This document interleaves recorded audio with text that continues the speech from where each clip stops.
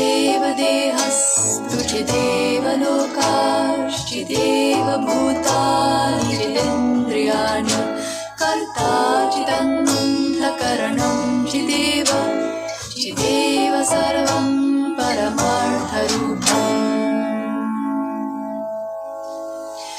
As a human I live in a body made of flesh, bones and blood of the earth. There's a fire and water within me, and the air that I breathe of the world.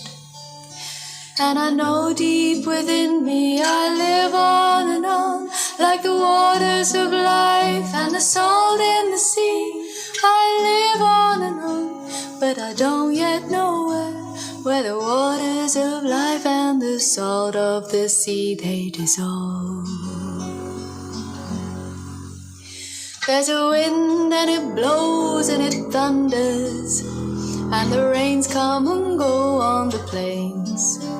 Once I saw you there standing before me, and now I am here all alone. And I know deep within me you live on and on, like the waters of life and the salt in the sea. You live on and on, but I don't yet know when the waters of life and the salt of the sea they dissolve.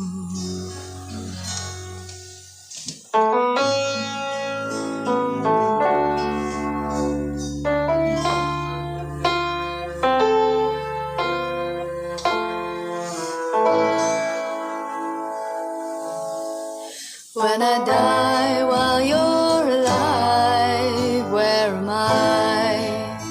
When I die while you're alive, where am I? Chideva dehas, Chideva lokash, Chideva bhutani, Chidendriyani, Karta chidanta karanam, Chideva sarvam paramartha rupam.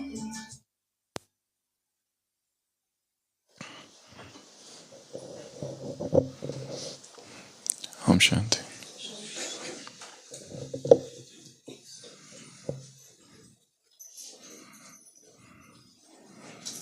A dog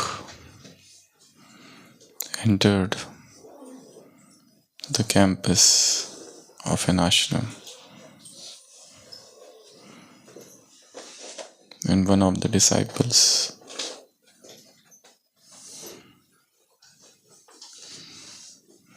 developed a sort of attachment to that dog. The dog came every day, and a disciple started to love that dog. The dog came often. The disciple fondled it, cuddled it, caressed it. And the dog was even more happy coming there every day, wagging his tail.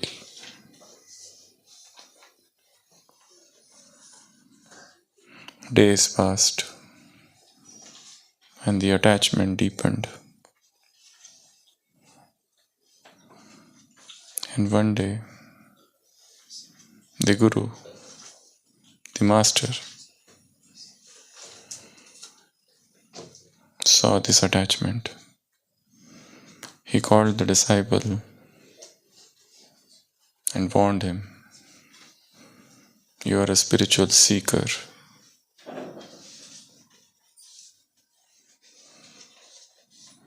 And this attachment is unhealthy.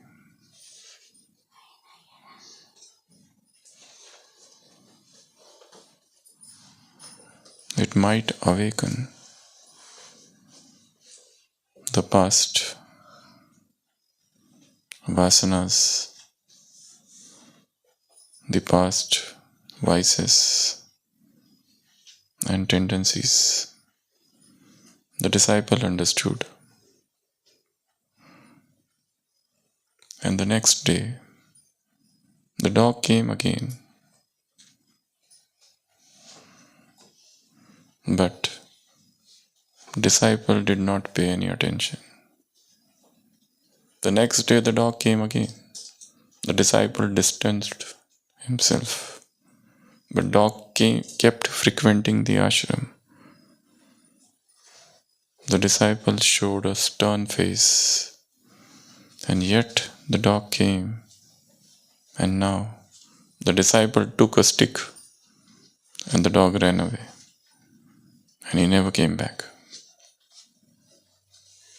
The dog is the representation of our old sanskars, the hidden tendencies, the vasanas. The dog is the representation of the Maya.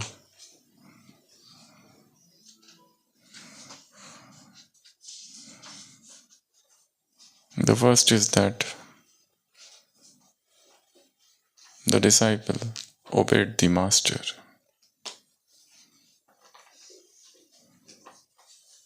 He understood the trap.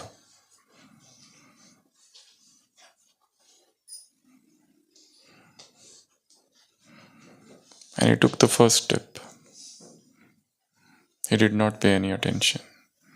But yet, it doesn't mean that if you stop paying attention, they will stop frequenting you. The dog came again. He distanced himself. But still, the dog kept on coming. He turned. He showed a stern face. And yet, the dog kept on coming. And then he had to take up a stick. And the dog ran away. So also, spiritual journey is a journey of self-reflection.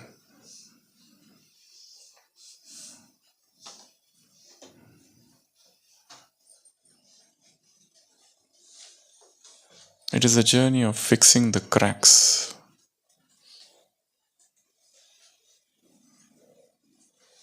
It's a journey of becoming the whole. It is a journey of integration. It is a journey of purification. It is a journey of analysis. And it is the journey of celebration.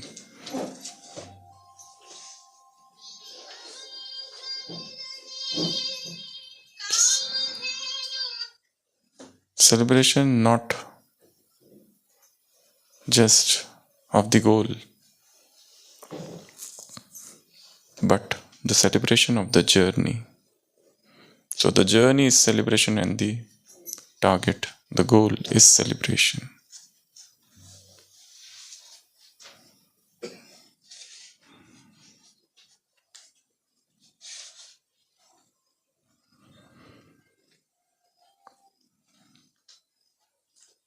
The mirror of self-reflection.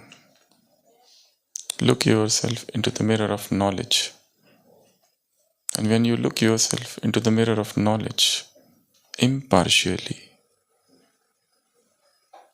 without any prejudice, such unbiased, non-judgmental analysis of the self will tell you what flaws, what defects, what weaknesses, what imperfections you carry within, and how to fix them. So the first exercise from today's Murli is mirror exercise. Have the mirror and see into it. What is it?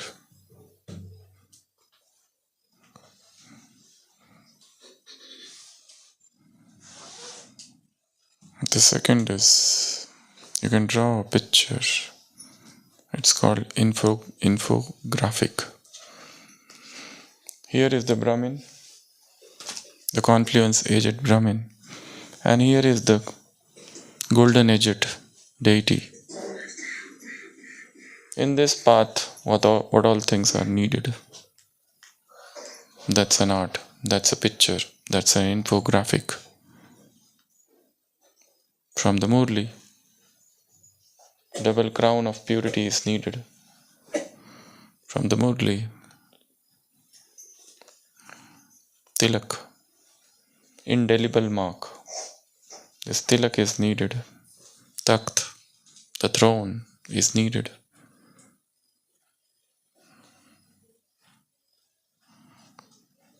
What all things are needed?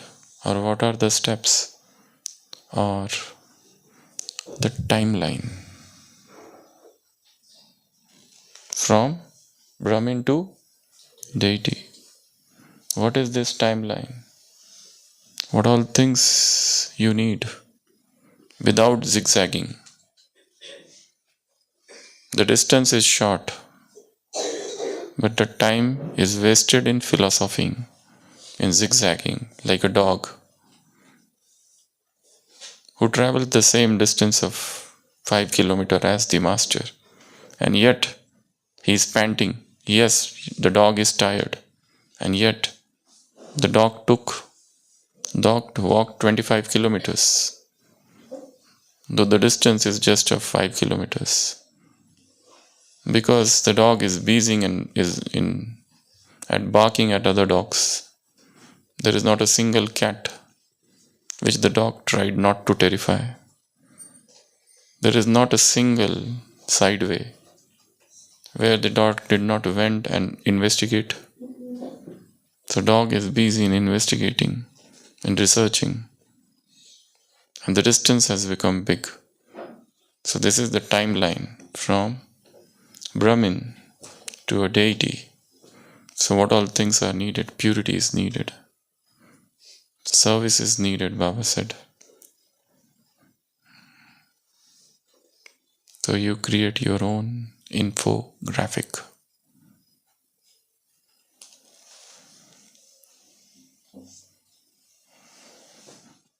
And a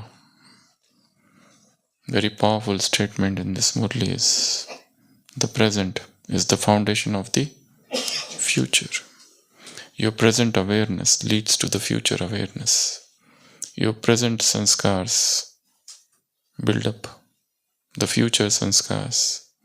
Your present thoughts, your present words, your present actions, your present tendencies, your present mindset, your present attitude, your present perspective, your present actions, everything that you do now, everything you do here and now. Baba said, you are the sapling. You are the foundation of the tree. If there is a defect in this sapling, there will be defect in the tree. You are the foundation of the new world. New world is like a tree. You are like a sapling. You are the image of support, Adhar Murt.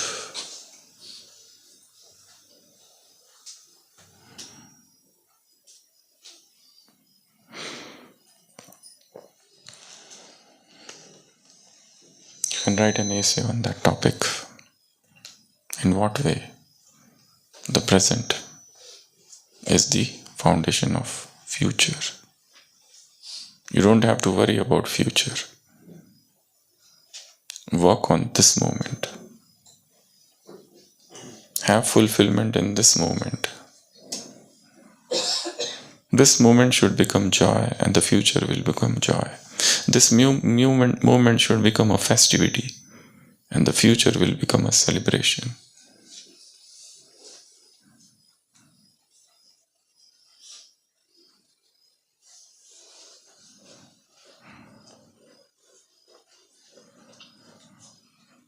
That also means that we should not kill this moment, waste this moment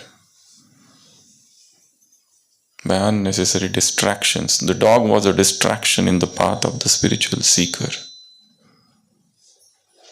and he rightly understood it, and he removed it.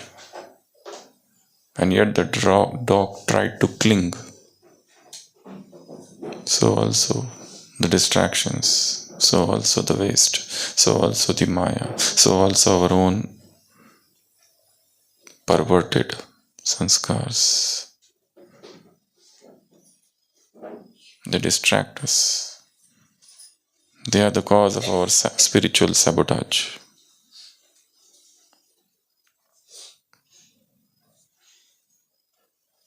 The first is to understand them, that this is an hindrance in my path.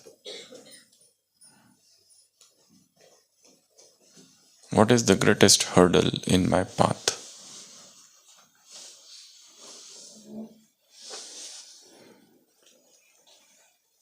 So, this present should become a celebration.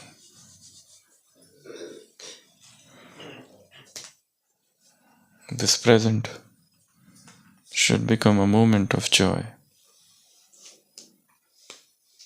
And there is something called Seva audit.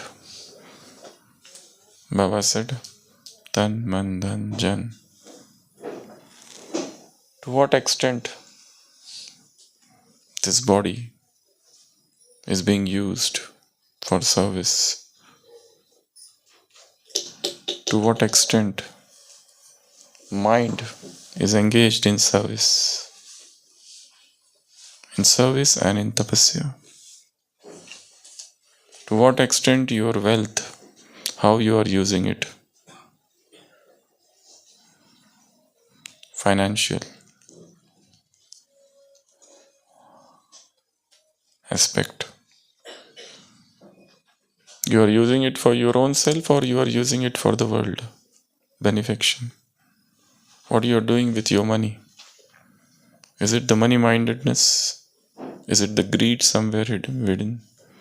You want to extend your business, you want to extend your career, but there is a thin line between greed and need. And sometimes we call our greed as need. Check the spiritual grammar.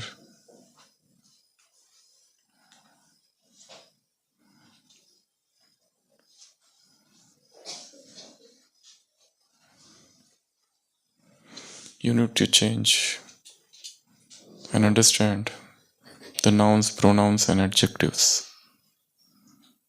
You're calling your greed as need. That much money and that much expansion is not needed. So much expansion that you have no time for your own self, for your own purusharth. They are expanding. They are working at 3 places, working for 12 hours a day. And then they return home exhausted. And they call it need, or they call it responsibility, or they call it necessity, or the demands of the job. But confluence age is very small, remember that. And the time for effort making is very less. Now is the time for yourself. Unless and until you perfect yourself, how can you perfect the world? Working on oneself takes time, needs time. Study of Murlis, you can do that study in your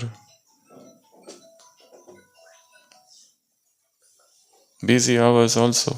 But there is a difference in studying in silence and with a relaxed mind and studying in a very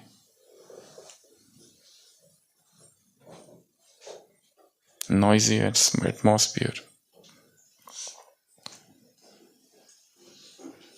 You have to take a decision. The final decision. Option A, to continue the same thing. Option B, I need to stop this. I have to think of variation. I have to think of the ways and means to convert the full-time into part-time. What is the need? Is it need or it is greed? Is it really the service or the fulfillment of the ego?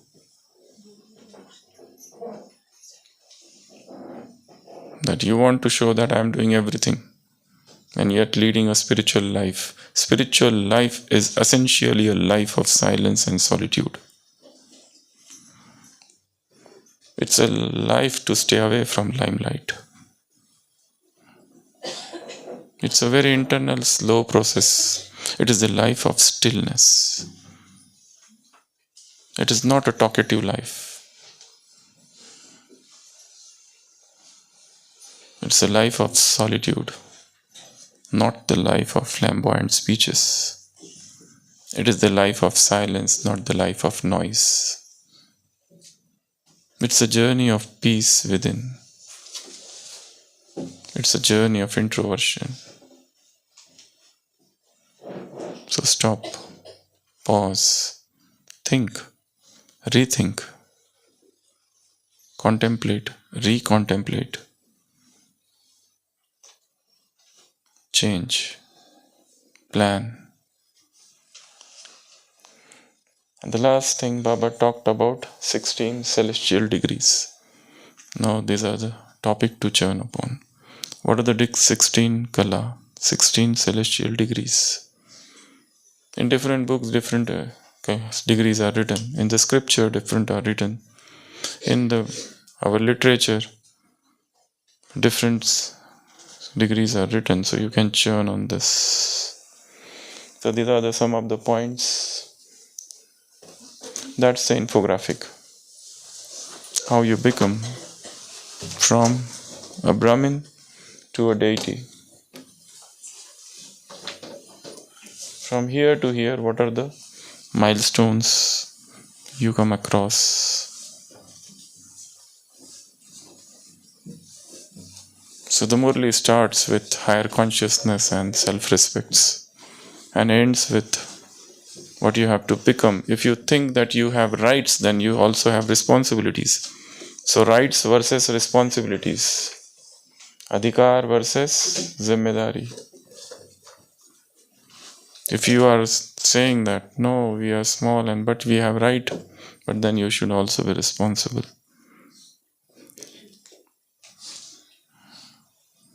In one of the Murlis, Baba said, the inmates of Madhuban are aware of their rights, but they are less aware of their responsibilities. You want things, but then you have to become responsible also.